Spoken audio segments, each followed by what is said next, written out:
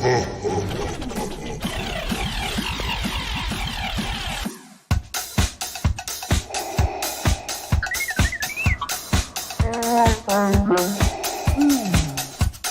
Rim News with Austin Gordy, Ray Snedeker, and Ashley Wilbanks. I got a bad feeling about this.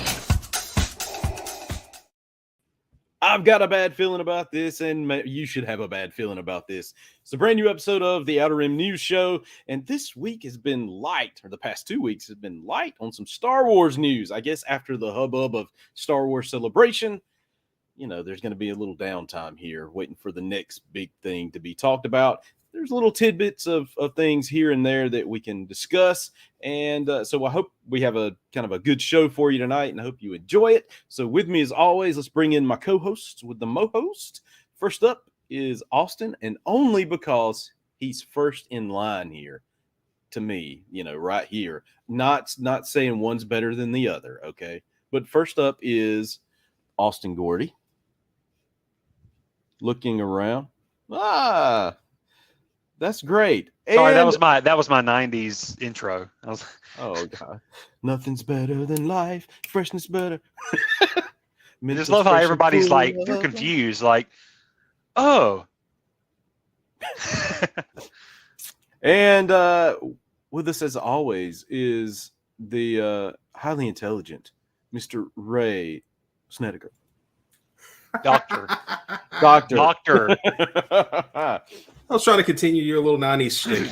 I know. Indeed. Why didn't y'all tell me that? Golly. Yeah. It's like we'll just like every time you intro, yeah, it's like and then he's just like wait, hey, Ray, yeah, go do that. No, the other way. You gotta stay with the other way.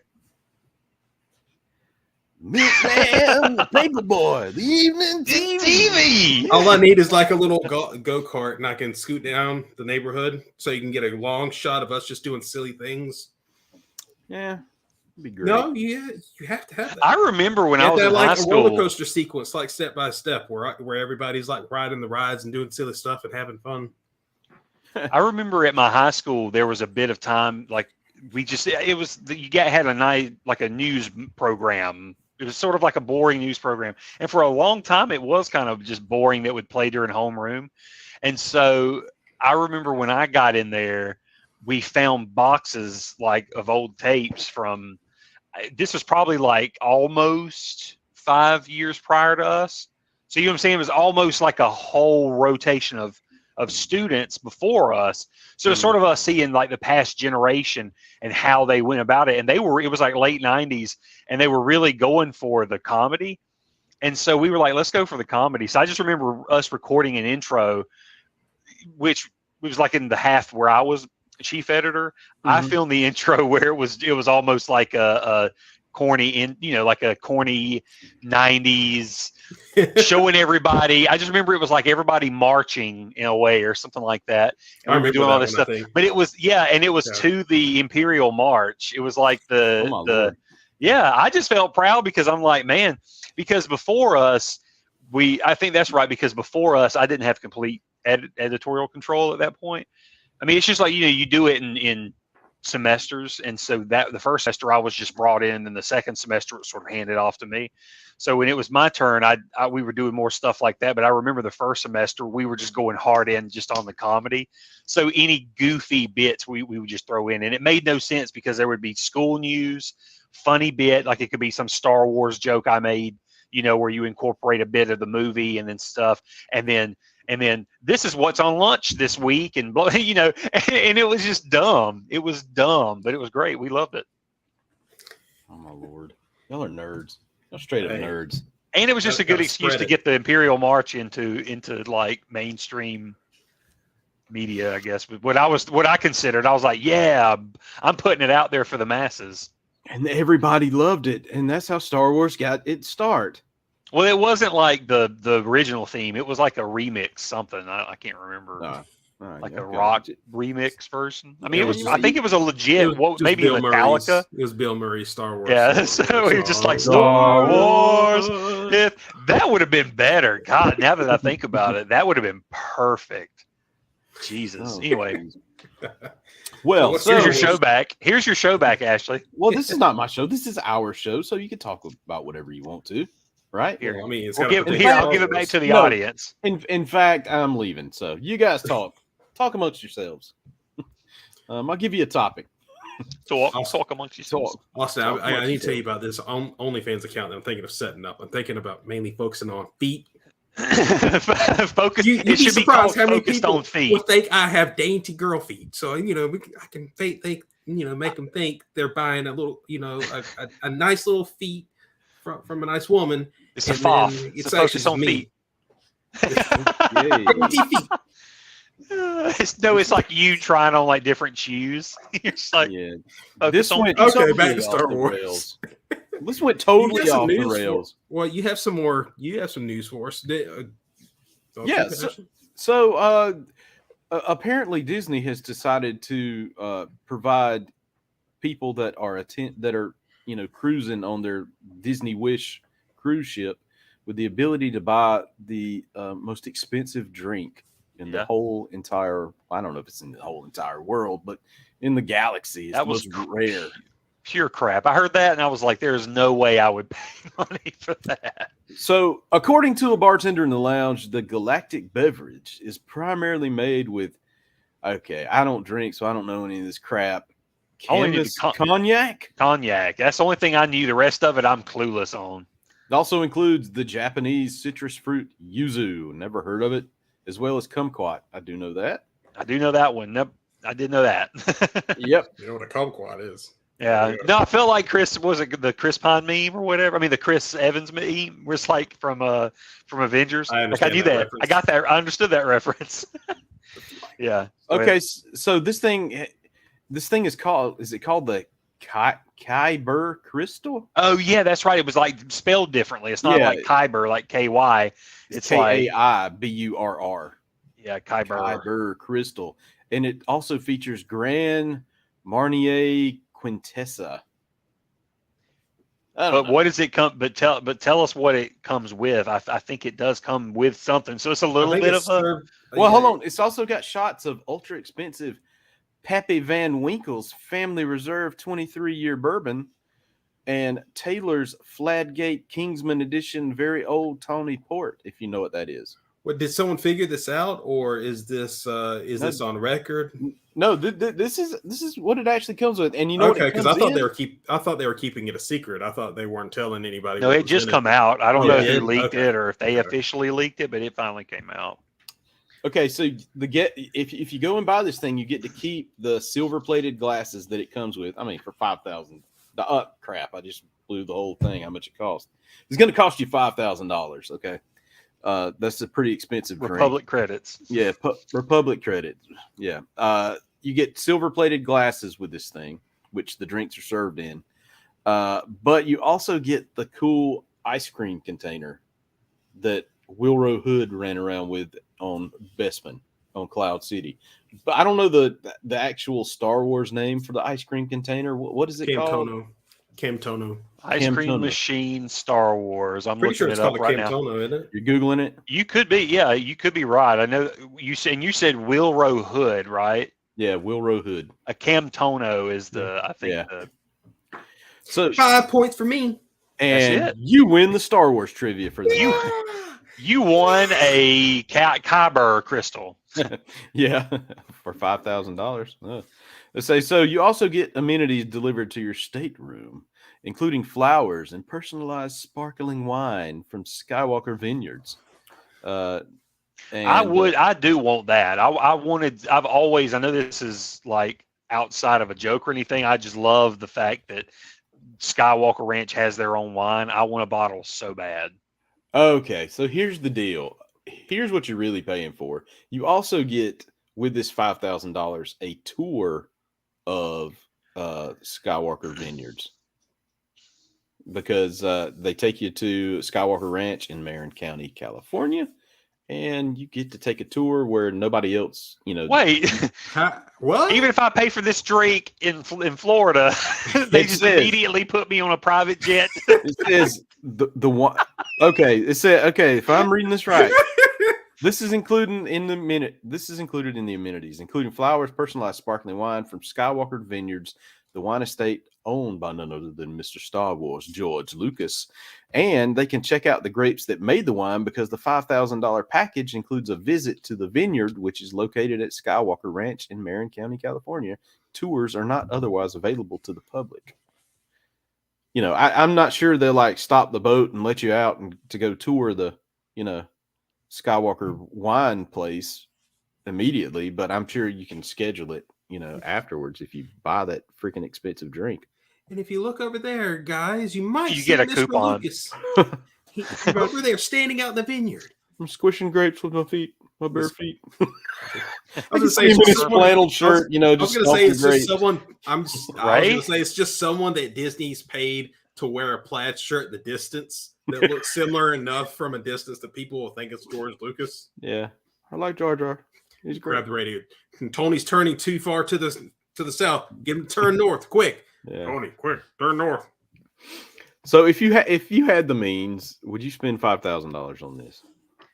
I mean, if I had the absolute money to burn, As I say, mean, really, Okay, if let's not say. 5,000, Okay, you're not Bill Gates rich. You're like, let's say. if I'm remotely rich, if I was like making, at least 500,000 a year, then I could easily see myself burning $5,000 on a drink. I mean, if it comes with all that stuff, it's like it would be obviously still a ding, and it would be a special occasion sort of thing. It would still just be not only a ding on my wallet, it would be a thing on my conscience, because that's a lot of money for dude, even at friggin' 500 drink. grand a year, Well, I don't know if I could pull the trigger on that. Well, I think this is another problem that's going on right now with Disney itself and how they're using their IP, especially Star Wars. It's more like it's more like they're making things that are going to be done for YouTube videos, like get influencers to make videos about these experiences. That it almost feels like, because those are going to be mainly the people that are going to be doing it, because they're either going to have the money because they're already loaded, or they're going to get it for free to promote it. So why didn't we get our invite to drink this thing? They found out I called George Lucas lazy one time. Oh no, He wouldn't come out of the bathroom fast enough. There was only one stall left. Now You screwed it up for Get all out. of us. He probably heard about that Mad TV reference we made. Like we were talking about how we liked it, and he was like, Oh, "I didn't find yeah. that impressive." It wasn't funny. It wasn't funny. Will Sasso, he missed the mark a little bit. Yeah. All right. So yeah, in other news, Entertainment Weekly released a new photo from the Andor series, which features. Let me see if I can pull this up here in the stream. If I can, I don't know. Let me see. I might be able to, guys. I just don't know. I just don't know. I ain't got the quick hands anymore. I don't have the quick hands anymore, y'all. Yeah, Chrome tab. Let's see, and it's not showing. Why is it not showing? Internet's down forever. We'll do the entire screen maybe, and I can pull it up. Whoa, that blew my mind. Hello, isn't that crazy? How about that? Can you see that real good? Is that clear? Mm-hmm. Okay, so this is the new image that was Sure. released. It looks like they're on a speeder bike, Andor, and whoever this guy is. Well, that's Stellan Skarsgård. Stellan- yeah, character. Skarsgård. Stellan Skarsgård. I don't know who he plays in the series, but apparently he's on the side of the rebellion, maybe, because he's riding with Andor. Unless Andor's going to pull one of those quick ones and shoot him in the gut, like he did the other guy at the very first of the movie. But Here's my quick guess of who he is. I bet he's going to be an ex-Imperial officer. of course, they Well, all I'm have just to saying be. because he has the very blondish hair with it almost looks like an old like 40s Nazi haircut. So it could be I mean, just a style. I don't know. That just made me think, oh, maybe he's the next Imperial. And you could be right. Yeah, I mean, he would have a lot of information for him. Plus, he reminds me a lot of Werner Herzog's character, from Mandalorian. I'm just saying they had similar vibes. Would like to see the baby. And then we'll pay you with our what would you call it thing? Cantaloupe. Camtona. Yeah. Bring out the cantaloupe. Give him his money. Beskar. Yeah. I bring out I like to hide my money inside cantaloupes. Cantaloupes. All right, so think about that Mandalorian. Also, a new series was announced for Disney Plus. That's coming out rather soonish, I believe. In a couple of weeks? July 27th. Yeah, so it's not that far. It's not directly Star Wars, fully focused on Star Wars.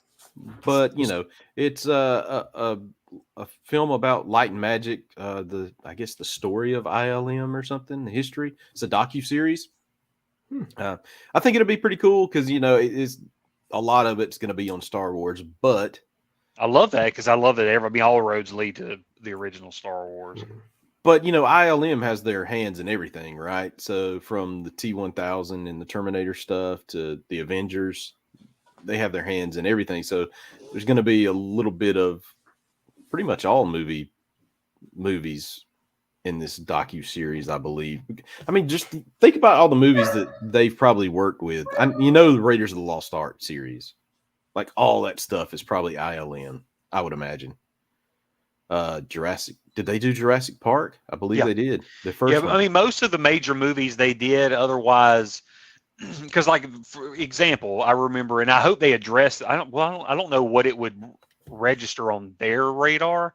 But I wonder if they'll address like 1989 in particular, like in the docuseries, because I feel like that summer, like the summer movies, ILM had to be busy. They had to be so busy to be involved in, like you said, like Indiana Jones. You had what was the Last Crusade? Mm-hmm. You had the Last Crusade. You had Ghostbusters 2. You had Batman. You had. But did they do anything with Batman? I feel like they did some of the effects, like, because wasn't there a few digital effects that they helped with? Because it's just like anytime there's like some of that stuff needed any of those, you have to look. I could be wrong, but I feel like ILM had at least touched on that. But either way, it just seemed like that summer, or for the movies that were coming out that summer when they were being worked on, I think ILM was like so busy. Here we go. I remember that specifically. It was like in '88. I think it was when Star Trek V was coming out. ILM didn't even do and usually ILM had been involved in Star Trek special effects, like with Wrath of Khan and so on. When they did Star Trek V, this was a William Shatner directed movie, and they were trying to hype it up, and that they didn't even do the special effects for it. It ended up being some other company, and it shows. It's horrible. The movie's great other than the effects. I mean, like, obviously the story's kind of cheesy and stuff, but the effects in it to me stuck out like a sore thumb. And then when I found that the ILM wasn't able to do the effects, I'm like, there you go. That's why man, if only the team behind Star Wars had jumped behind that one, it would have probably been a lot better, like in terms of look. Well, what year are we looking at? Because I actually have a list 88. here. I think 88 was when 89. that movie was, or 89. Yeah. It was like the 88, 89 years is what I'm mainly focused on. I'm on their page, and there's a whole list of their movies that they worked on year by year. So, 89. They worked on The Burbs. I wasn't aware they did that. Yeah. So they did The Burbs, something called Skin Deep, directed by... Oh, it was a sex comedy film with starring John Ritter.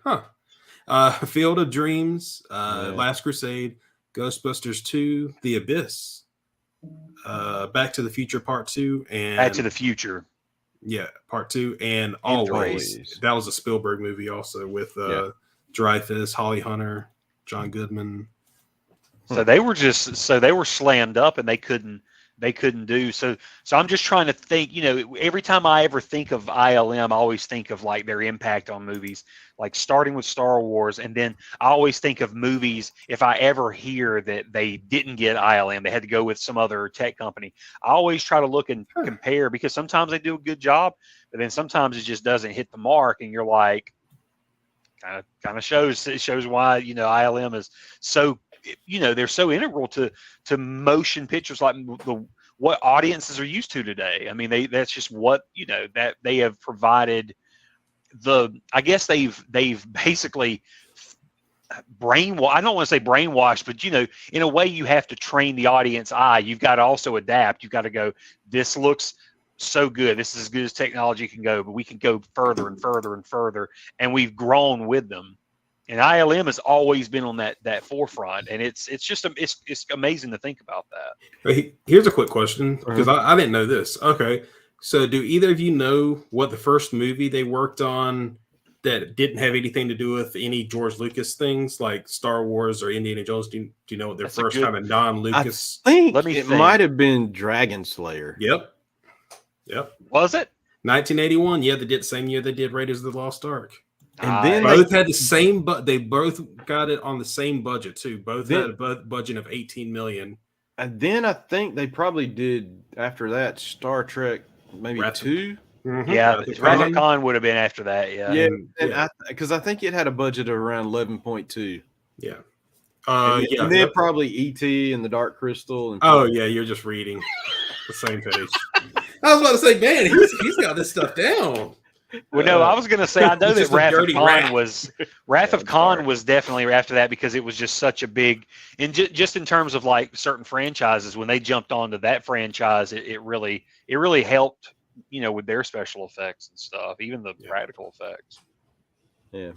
You really thought I knew what I was talking about, though, didn't you? Ray was like, he knew the budget. Oh, he's so good. Oh, I'm not worthy. He knew the budget as well.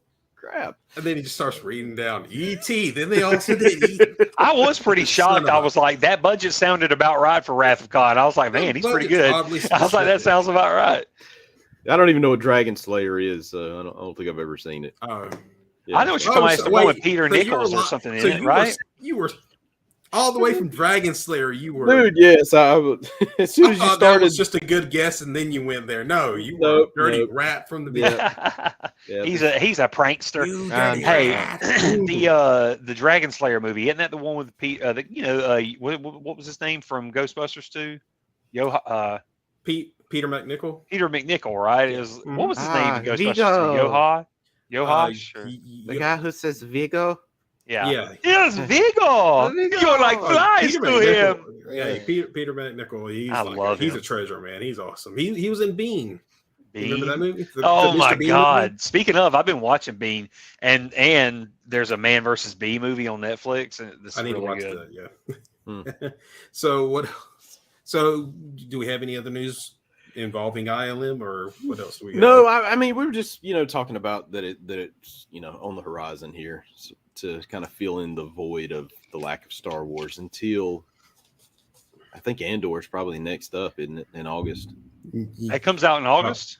I was going to say, I for whatever reason, I was thinking September, but August. Well, you could be right. One of them, Bad Batch or Andor one. I think it's going to be Andor, I think. Because I know they overlap a little bit, I was thinking. And we're going to get, like, Star Wars content twice a week. Bad Batch isn't until September, end of September. Oh, okay. August 31st. There might be a little overlap there. Andor is August 31st, yeah. Okay, sweet. But I know one thing, man. I'm. It's going to be crazy because I've got I just went to the comic shop today and to pick up our comics. We haven't been in probably a month or longer. Yeah. And dude, look at this is mainly, I mean, there's a few that's not, but this is mainly the Star Wars comics. Oh, I'm so behind. Behind. Dude, not just that. When they release their solicitations and I have to put them up on the website, there's like so many in 1 month, I was like, holy crap, there's like 8 or 9 titles for like September, I think.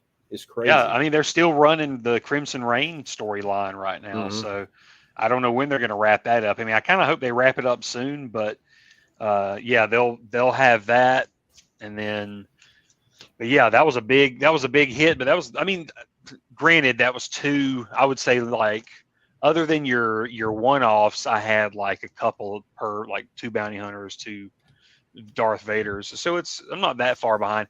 What's bad though is I still feel like I'm behind because I'm still, like, I just started. Well, you can't see it, but Shadow of the Sith, which I highly recommend to everybody. If anybody watching or listening is like out wondering when the next good Star Wars book is going to be, or a new Star Wars book, I'm sure there's some people that were ready for the High Republic to take a break and whatever. So, this right here, I mean, Brotherhood was a great prequel novel, but I'm only 6 chapters into Shadow of the Sith, and it's just like every little morsel is just fantastic. It's crazy. I love it. It makes me think of a previous book, Labyrinth of Evil. Like, that was the one I was thinking of, where from the prequel series, pre-canon, that was just like pre-episode 3 and every little bit in there. It wasn't like they were blowing everything wide open, but they were tying little loose ends together to set you up for the movie. So it was a perfect novel. So just what I've read in Shadow of the Sith, and I don't know, Ashley, if you agree, it's been fantastic. Yeah, so I'm actually like on chapter 26, so I think I'm halfway through. But it's a big book. It's huge. Well, I'm doing the audio version, right? Mm-hmm. And today I looked, and I still it seems like I still had like half of the book to listen to. I mean, it's a super long book. Who narrates that? That I don't know. I have to Google it up. It's not like Mark Thompson. Okay. And he's like my favorite Star Wars narrator. Mm-hmm. This guy's taken a little bit to kind of get used to, but I mean, he does a decent job. It looks like William Demerit. I don't know him. I don't know if I've ever listened to anything that he's done, to be honest. Who talking about? Who wrote what? Will Demerit? No, who reads it, narrated the audiobook? I have no idea. I haven't heard that name. The guy even that's reading it, I mean, that wrote it, Adam Christopher. Yeah, he's new to me too. So I mean, he's doing an excellent job so far. Like, what I've read, just in describing things and just kind of setting you up and kind of in that person's head and stuff. It's great, man. And I don't want to get too into it. I don't want to do spoilers or anything like that, because right. I'm sure we'll have a dedicated show coming up, just about this book, because I think this book is going to play like a big part in Star Wars history going forward, because of the things that this sets up, not that it sets up, but the information that it gives and helps give us bigger insight into some of the stuff that happened in the sequel trilogy, because there's lots of questions, especially during the Rise of Skywalker. There's lots of stuff that happens in that movie for no apparent reason other than to get you from point A to point B, and I've only seen that movie one time. I absolutely loathe that movie, but this movie, I mean, this book is actually doing a fair job of making me kind of want to go watch that movie again, and actually watch all 3 movies, because it's kind of like what we said in episodes past, how Lucasfilm is going to have to use other mediums to kind of flesh out that whole sequel trilogy, and I'm sure that 15 years down the road, we may look at the sequel trilogy with different eyes and, appreciate it more than we do now. And I think this is the start of it, because, man, this book it's that good. And when I say it's that good, it's not like, oh, you're waiting for the next thing. It's giving us information we didn't have before. And see, that's right? What I was hoping. Why things are happening. Yeah. From the first little bit I've read, like I said, it gave me that Labyrinth of Evil vibe, where when I was reading it, I remember with Labyrinth of Evil, they even timed that where it came out right before the movie, before episode 3 came out. Mhm. So it was tying up some things, like maybe some questions you may have had or threads between episodes 1 and 2, and it carry on to this. Like for example, they addressed the throne, Newt Gunray's throne that he had, from Oh, I episode forgot about 1. that. And they they tie that back in, because I mean, obviously he was using that to communicate with Sidious, and that was a thread, that was a key. And so anyway, just stuff like that, you started to tie a lot of that together. Plus there were, they answered callbacks or whatever, or throwbacks and references that were in episode 3 were sort of like in the book, and stuff like. Anyway, it was a James Luceno novel that was fantastic. What are the chances? Okay, so you're talking about how great this book is. Mhm. Do you ever think there's a chance that any stories that are in current canon that are in a printed medium, so we're not talking animated shows or movies, obviously. Mhm. What do you think the chances are that something could ever be properly translated to film, like properly shown? I would bring this up because this is something we were talking about earlier. What you were talking about, Jane, with Labyrinth of Evil. Mm-hmm. Was one of the biggest things they had in that was the whole second half of the book, maybe, was the invasion of Coruscant. It was a big chunk. I mean, if not the last half, it was like the last quarter of the book. It was a gigantic it was a big section, and you basically you had the invasion of like Coruscant. So that whole battle from episode 3 that you see Obi-Wan and Anakin, you're wondering where were they the whole time when they show up and the battle's already happening. You experienced the beginning of the battle, or like the majority of the battle, in that book, and it's amazing that the way they. Well, it's like I think what's so fun about it was it's like a straight up action movie. I think we lost Austin. Yeah, I think we did too. But I mean, what he was saying was, it was. Like I don't know where I stopped. Sorry about that, but it was like, what I was saying was, it was crazy how he just gave that book up to them and was like, yeah, we're not really going to approach the battle in the movie like that. So y'all just explain the whole battle. You have some action sequences and blah. Because like in the new books, they don't do that as much. They have to really tiptoe with what they do, because they can't affect canon so much. And therefore, you don't get in my opinion, you don't get major action sequences or major battles or major, just big canon like effects, like big really changes. Cool. Well, there were like just really cool sequences that would have been great to see on film. Like there was a really cool little. That would have been, I could imagine this being an amazing thing to see. Even animated would have been fun. You see Mace Windu and Kit Fisto on top of this, basically like the equivalent of like a tram or something, like a bullet train. On top of it, you basically using the Force to keep themselves held down onto the tram, onto the top of the train, while they're fighting Grievous and I think one or two of his Magna Guards. I feel like Shock T was involved in that fight too. No, but that was the cartoon. Yeah, no, that was just in the cartoon. It was just Fisto and Windu. And weirdly enough, for some reason, Luceno got I think he got Kit Fisto's lightsaber color wrong. I think he called it blue in the book. Oh, really?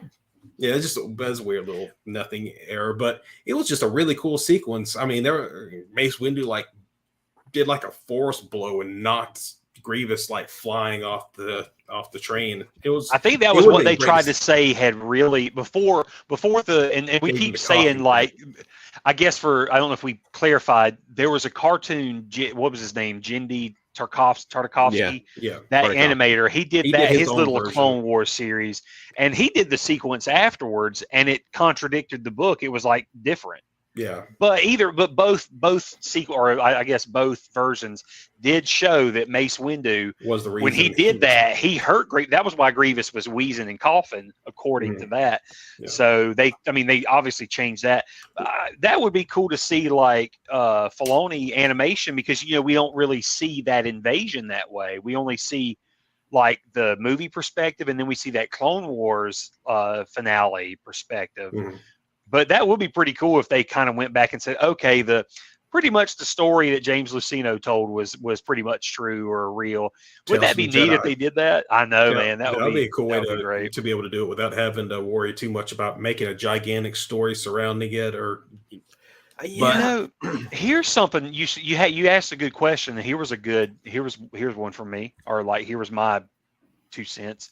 The book Dark Disciple, because remember it was like you were talking about translating that to live action or something, because it felt like that book was them going like, gosh, what a great story we won't get to tell on the Clone Wars. We need it in some form, so they put it out as a book, right? Yeah. When you read it, it sticks out like a sore thumb because it's such a great piece.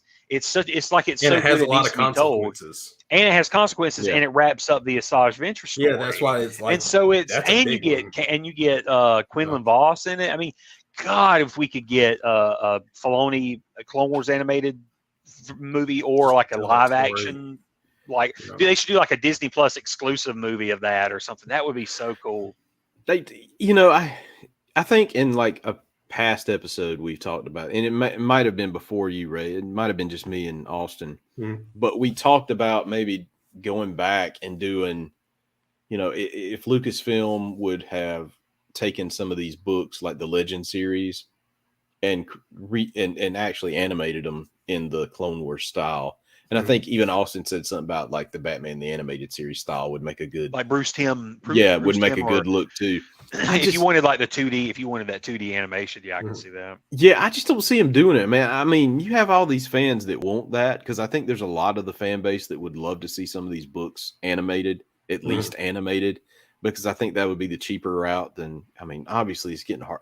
Well, it looks like it's getting easier to get Luke Skywalker younger. But I mean, if you go back and you look at some of the behind the scenes stuff of how they do Luke now, I mean, it's actually Mark Hamill who does his, does all the acting and stuff. And then the guy who kind of looks similar comes in and does the exact same stuff, then so they can kind of cut pieces and parts, cut Mark's head off, but still have his mannerisms, and kind of animate some of the face. And so I guess that's getting easier, but I just think animation is probably the way to go if they were ever to do that. Yeah. But I don't know. I think they look at this stuff as like, we told this story. Let's move on to the next. Well, right. I would say maybe then, I would say I like that idea though of taking, at least if not adapting stories from Legends. Yeah. I do like the idea of what they did with Thrawn, which was almost like taking concepts and stuff from Legends, and finding a way to remix them into this new continuity, which is what I do appreciate that they are doing that.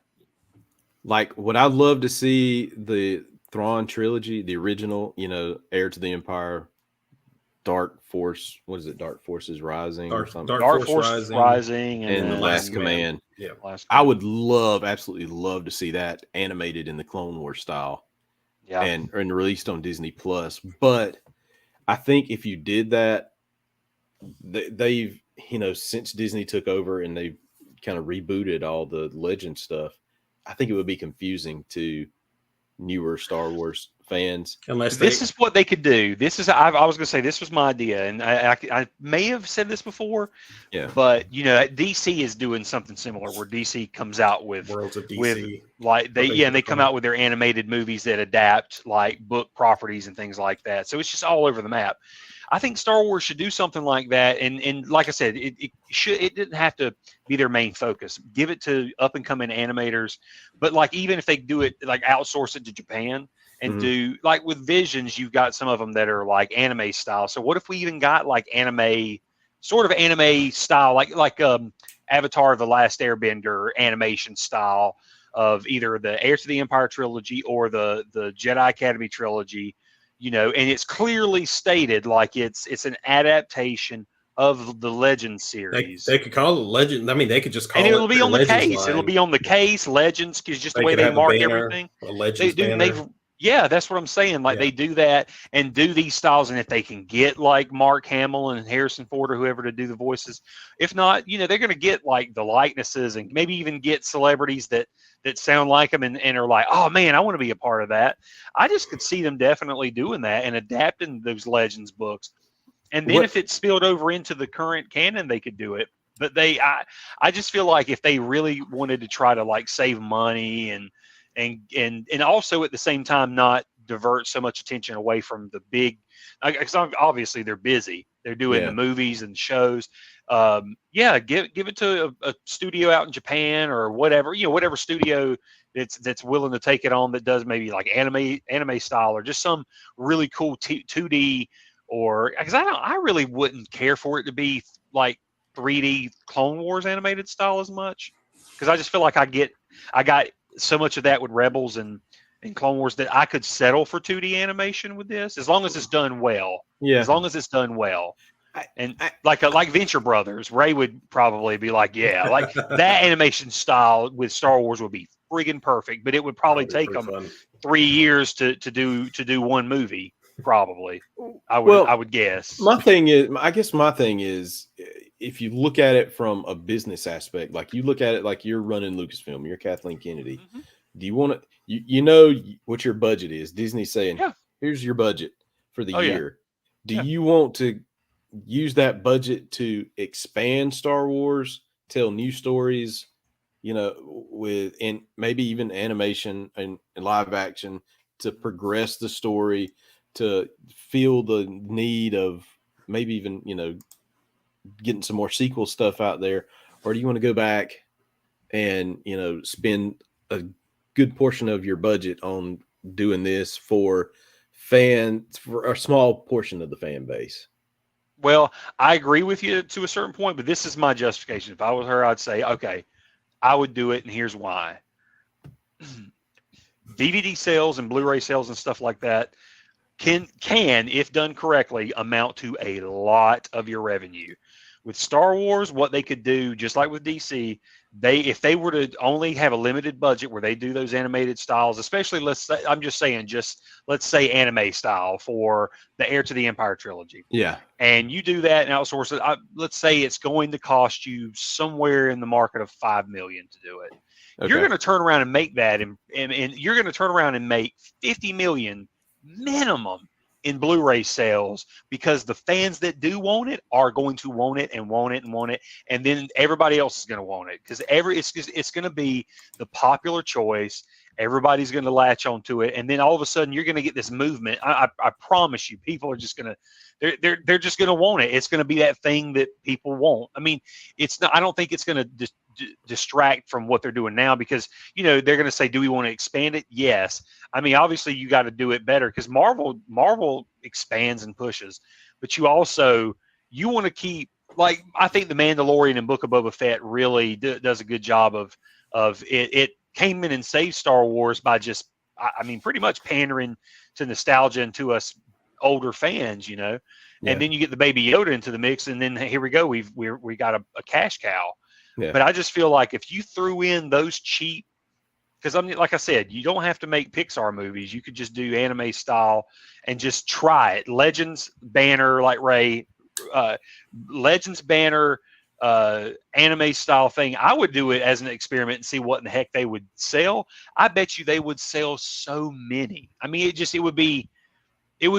feel like it would be an easy sale, because it wouldn't cost that much to manufacture. You don't have to do a whole lot of different variations. They're probably going to have simple covers, just like I'm sure they spend at least a cool meal or less than like half a meal on repurposing those the Legends books. They've just re-released the box set of the trilogy, and they keep doing those, and I mean, they're great, but they're just re-releases of the same old books that are in circulation over and over that fans buy. Here's a question though: would they want to release it in a physical medium currently? Because they've been really weird about it would be I could totally see it on Disney Plus. Right. Well, now that Disney owns it, I would definitely see them now. They could easily do it, but have like a Legends banner and then do Disney Plus stuff where they just pump it out under that. And then, yeah, they could, if it was me, I would put them out on like DVD or Blu-ray DVD.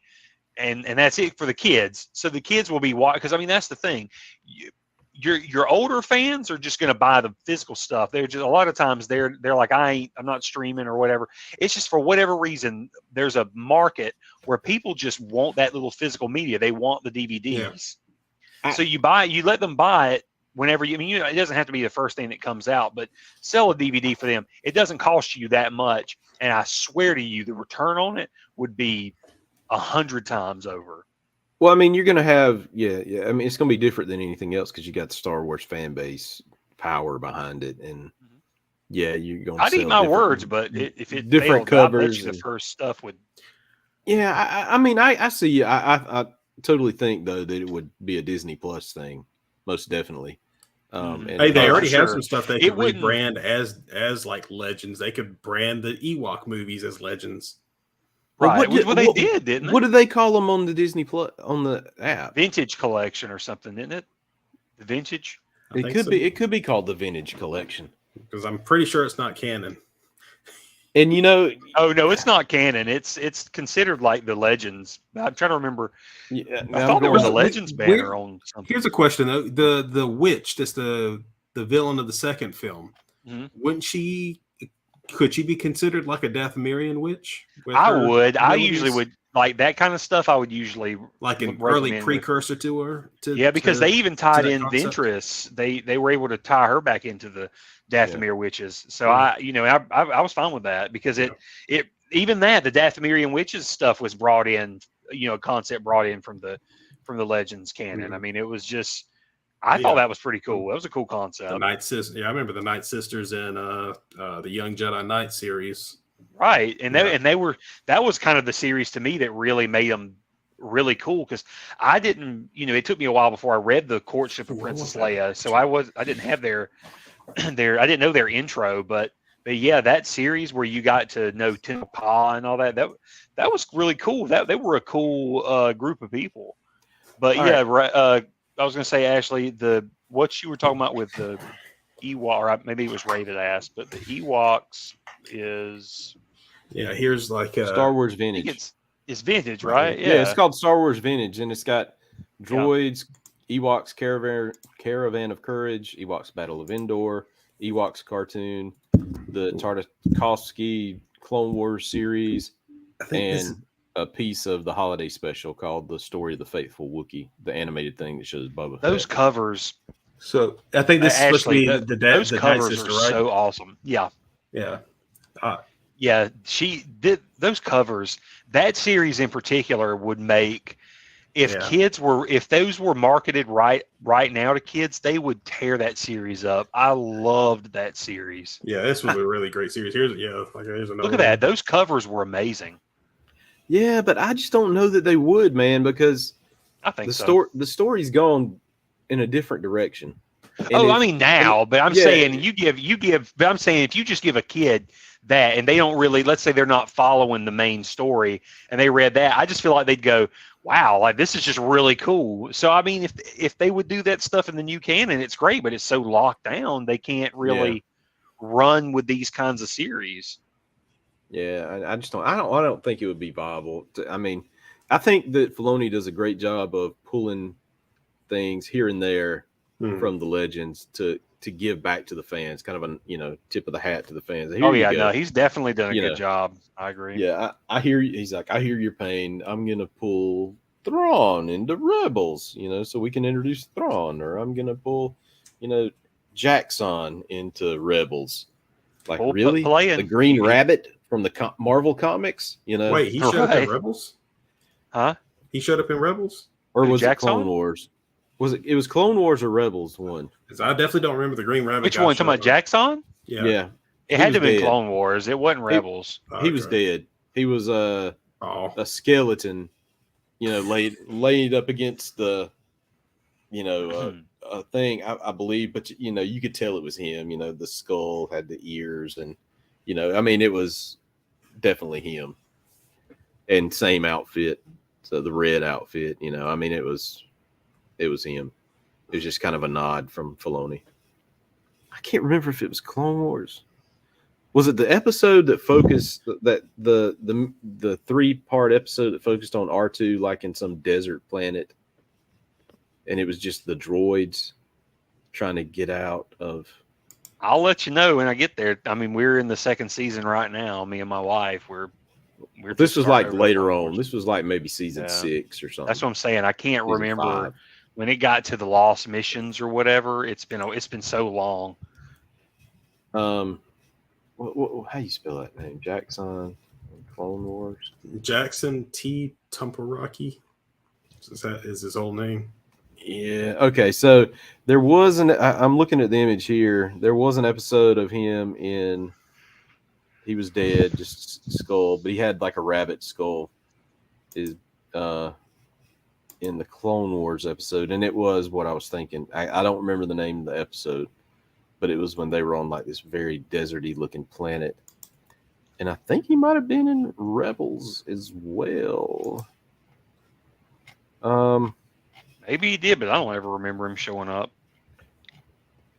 I was just thinking, no. I'm sure Mara Jade's coming. Clone She's Wars got to be coming at some point. Invitation only. The Clone Wars. Invitation only. No, that's a web comic. Well, are there any concepts that you're like, or characters that you're kind of hoping like to have a plausible chance of like being brought into canon? I wouldn't mind. Who is that question for? Yeah, well, look, you go first because I mean you've read way more than I have. Right. I mean, if you're talking about from the old canon, anything, yeah.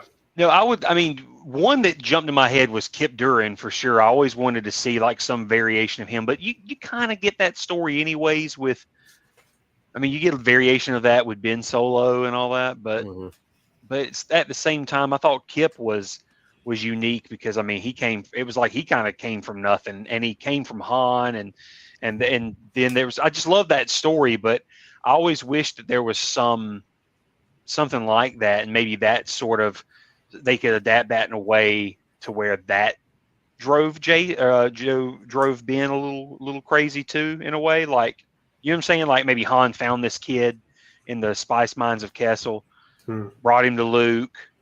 He's actually pretty good at the Force, and it just starts to play with Ben's head or something like that. So they don't have to play it like Kip is a total prodigy, like, oh my God, he can move planets. But he's just like he's kind of like a troubled, a little unstable kid. I kind of like that concept. So that was just something that popped in my head, that if they ever had went, and started to try and, flesh out the Jedi Academy story more of like Luke's Academy, then it would be cool if something like that played out. And then obviously Mara Jade is another one of my, personal favorites. I would love for him to bring in, because she doesn't even, I just feel like she's just a great character in herself, that if you could make her canon, and she doesn't have to play by any of the original rules. Like, she doesn't even have to marry Luke, in my opinion. How everybody is like, oh, well, Luke, maybe they still get married, or she still becomes Luke's wife or something. I don't think it has to be that way. I mean, I just really liked her as a character, the Emperor's Hand. And they're starting to really play with that concept. I'm thinking, I wonder if they're going to somehow bring her in through like the Crimson Reign story or something, with Kira or all that. Or Ahsoka. Ooh, that'd be interesting. That's what I'm saying. There's just so many possibilities. But anyway, that's kind of like where my brain is with those particular characters. I would say I don't mind Mara Jade. I don't like the whole Mary and Luke thing. I think that is kind of like, that's why I'm saying it doesn't even have to happen. Slap in the face to Lucas and his rules about the Jedi. But I will say, well, What do you mean by the rules of the Jedi? I mean, the attachment. Yeah. But he pointed out that was the old style, that was flawed. Was it? That's what I would. I mean, that's how I always felt. Was like it was the old way, but it's not necessarily the right way, because Luke is not going to be that way. He's going to. You can have attachments, but you have to be able to let go when, that's what that was what screwed Anakin up was he couldn't he couldn't deal with death in any kind of way. We'll agree to disagree. I don't like it. No, but no. So the two ideas that I have pulling over from Legends are sort of already kind of doing it, or have made mention of it. Darth Plagueis. I think that book was excellent. Yeah. That was just an excellent book, and I would love to see him get pulled over, and then I would love to see it again. They've already started hinting at this, but like Prince Shizor. Yes, yeah, and thank you, pretty cool. And Dash Rendar. I think. Oh God, man, dude, why are you saying characters that these are my obvious number ones, and I totally blanked. Yeah, those would have been my two obvious. Like Dash Rendar is my number one. Yeah, I want him in. He's so easy to put in this series. Yeah, so I mean, I would love to see all that kind of. I want a black series. Yeah, me too. I mean, obviously, you can't do Shadows of the Empire. I don't think. No, you don't. But you could bring some of those characters in. You could do a remix somehow. Yeah, they could still do Shadows of the Empire, but not in the time period. They could still do a story where Prince Shizor tries to screw with Vader. I was going to say, or you could have some story where, if you say, you could almost say there's like echoes of Shadows of the Empire. If it's just like, it's a story that happens to have Shizor on one side and Dash Rendar on the other side of this conflict, that could have echoes, and then you could like have callbacks of certain events that happen, like. Maybe someone has to sneak in through the sewers. I didn't have to sneak in through the sewers at some point. Yeah. Oh yeah. Yeah. Had to mess with the Dianoga and all that. Or it was in the Emperor's Sky. It was all that. Yeah. I think that would be if you want to bring Hayden back as Darth Vader and sell it as a Darth Vader series, because that will get more views, obviously. Mm-hmm. Then you add Prince Shizor as the protagonist and Dash Rendar into it. As the antagonist, yeah. And I agree. I think Dash Rendar should be pitted more towards Shizor, anyways. Like they should tie those two characters more together. I mean, not entirely, but I mean, Dash Rendar is a smuggler. Prince Shizor's with Black Sun, so they've obviously either had dealings or not getting. They don't get along or something. There's possibilities there for sure. Tell me, Dash, why do you hate Prince Shizor so much? He took my girl. Right. Took my girl. He took my girl. And it's an opportunity to have somebody with really good martial arts skills to display, because that was a thing with Prince Shizor, he was like a master martial artist. Mm-hmm. So he would, he could snap your neck if he wanted to. And I would just love to have like some of that cool action, like have Donnie Yen come in and choreograph it or something, he'd be the action director. That would be pretty cool. Yeah. Okay, so we're about wrapping up. We're getting close to time here. Any final thoughts on this discussion, Ray? I'm ready to see a live action Wookiee with a lightsaber. Yes. Yeah. Low Baka. Give me some Low Baka, Buri, Buri. I'm ready for with the little translator droid head hanging from his belt. Yeah, TD. Is his name like TD? I think something like that. Yeah. I'm ready for Star Wars to get more into their alien characters, which I'm happy. Looks like we might get something with Ahsoka along those lines, because it looks like Hera's going to be. I mean, their main character is an alien. Ahsoka's humanoid. It's kind of like and not new aliens. We're just talking about like aliens that we've come to know. Yeah, we want to be more familiar with them, like Twi'leks and Togrutas and Wookiees and things like that. That's what I was thinking. Well, if you think in the last few years of live action stuff, all main characters are mainly human, right? So I like the idea of getting some main characters where there's some prosthetics and stuff involved and stuff like that. So Cad Bane, I think, has really opened up a new level. So hopefully that's a precursor for things to come. Yeah. Good point. Good point. Austin, final thoughts before we wrap up for this episode, on anything that we talked about. I have a lot of comics to read. Yeah, I see that. You do. You do have quite a few. And for me, go out and buy Shadow of the Sith. I think it's a great book. If you hated the sequels like I do, you might just find that it might be turning you a little bit there to get a little more interested in them. At least go back and give them another try after you finish this book. I hadn't finished this book, but so far, halfway through, it's made me want to go back and watch and change it. Because it kind of changes my view on a few things. So I think that's what this book was meant to do. So kudos to that. All right, folks, that's it for this episode of the Outer Rim News Show. May the force be with you. And also with you. Let us pray.